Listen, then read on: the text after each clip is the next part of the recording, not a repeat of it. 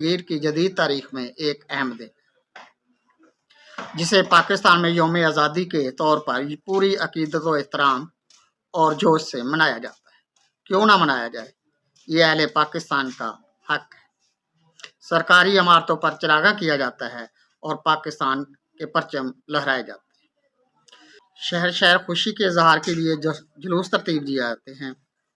سرکاری سطح پر conferences, seminar کا اہتمام کیا جاتا ہے،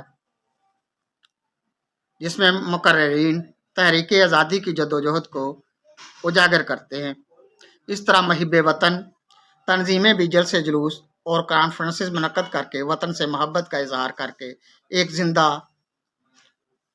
اور باخبر قوم ہونے کا ثبوت دیتی ہے۔